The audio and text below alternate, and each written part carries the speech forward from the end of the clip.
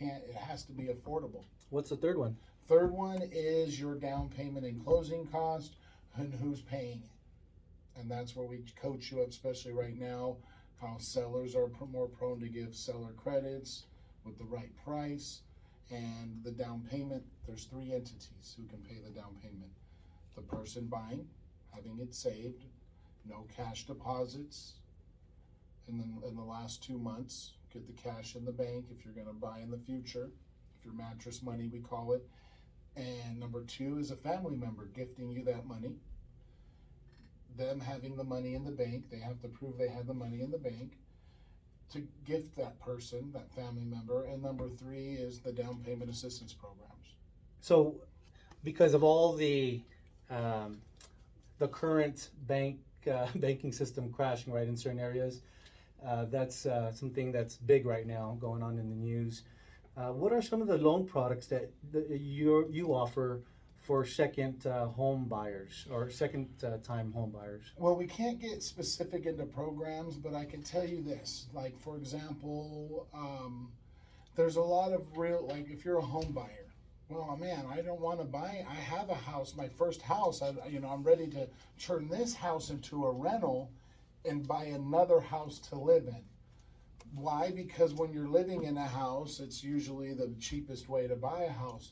That's when the reserves come into play. For example, somebody who, their kids are grown up and older, and let's say they're the only one in the big house.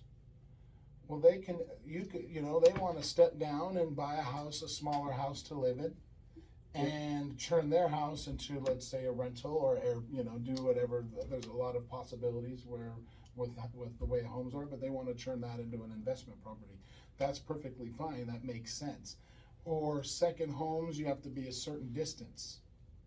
They do definitely. It's common sense comes into play that's why the rules are set up to where it has to make sense. So in your situation, you were able to build up. And all right, we have the house we want to stay in for a while. I have to do an investment purchase. So there's like three categories: primary residence, second home, or an investment purchase. Yes. And those have certain rules when it comes to those three things. As far as their down payments. Yeah, number three, most important, of course.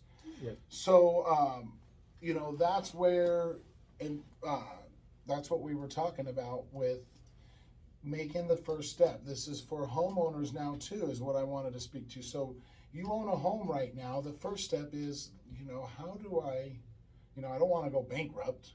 I mean, I heard that bankruptcies are up. Have you been hearing that on the news? No, I haven't. I heard bankruptcies are up. I heard that credit card usage is way up. Oh yeah.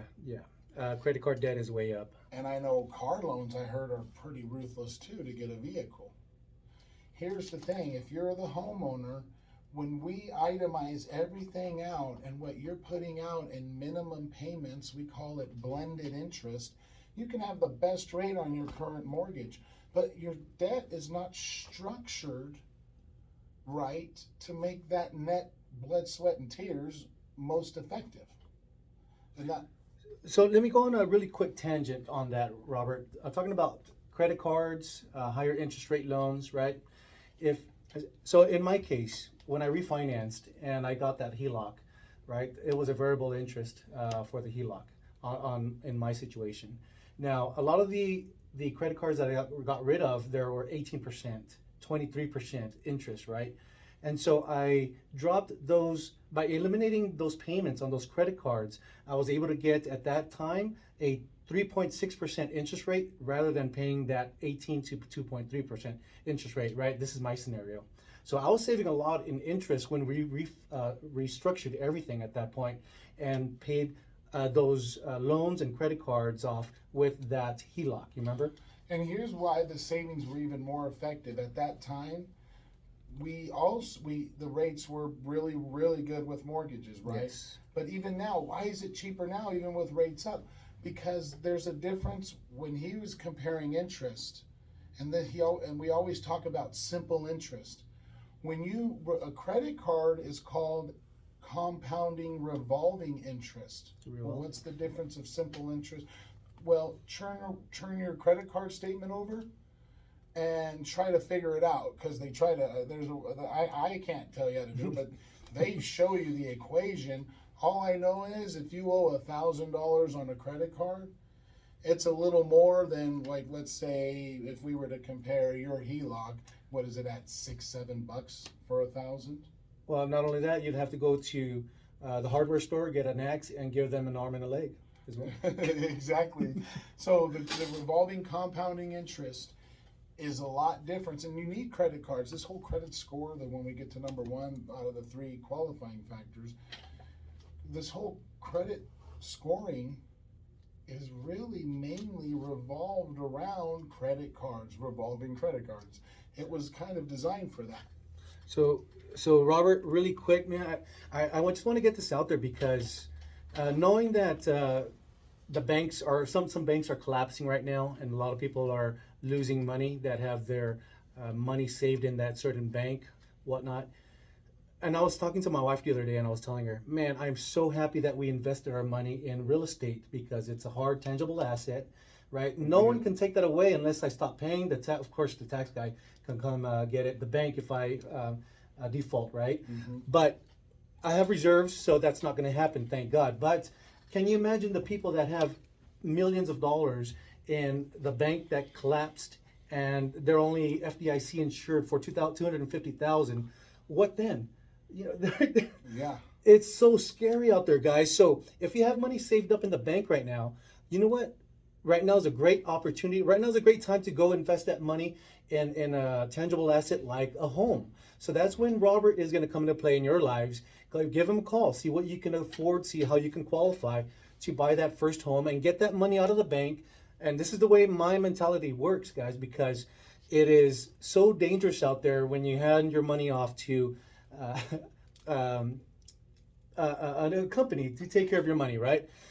Me, myself, I'd rather invest it myself, know where it's at, know the return on investment, and control it better than someone else can. But that takes a little bit of education, and that's what I've done since 2019. Now, if you guys can, please call Robert, give him your information, your scenario, and Yeah. Guys, reach out to me. Yes, please. 760-669-7813. My NMLS number is 322918. I'm active loan originator. I work with FBC Mortgage, an amazing nationwide company. We have a corporate in Nevada and main corporate in Florida. They are an equal housing lender, NMLS number 152859. You can find me on our website, FBC Home Loans. That's fresh baked cookies, home loans, fbchomeloans.com.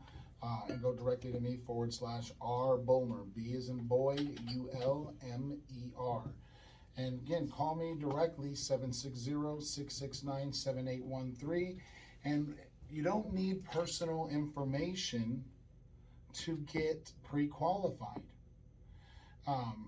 There's a little bit of wording trick, that it can be you. Pre-qualification is a verbal, not verified by anything.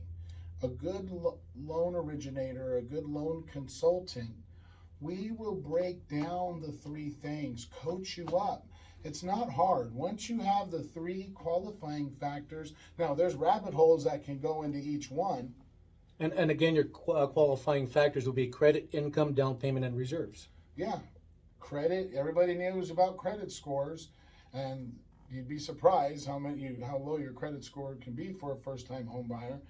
Income dictates how much you could afford, and number three, the down payment and closing costs. What's your stake in the game? What are you putting into the game? And veterans, obviously, veterans know that there's no down payment for veterans. Skin in the game, baby. That's what we call it. Yeah. Now, question, I actually was curious too, Raymond. All right, I'm a homeowner. Man, everything's going well. Security. I want to turn my house into a rental and go buy another house to live in, step up, because with my positive cash flow, especially I did, with where I'm at now, I can get a rental and turn this into a rental, and with my cash flow, I'm stepping up and getting a better house. And after, it's just as cheap, if not cheaper, with my cash flow. Or so I want to do that and start taking that next step. What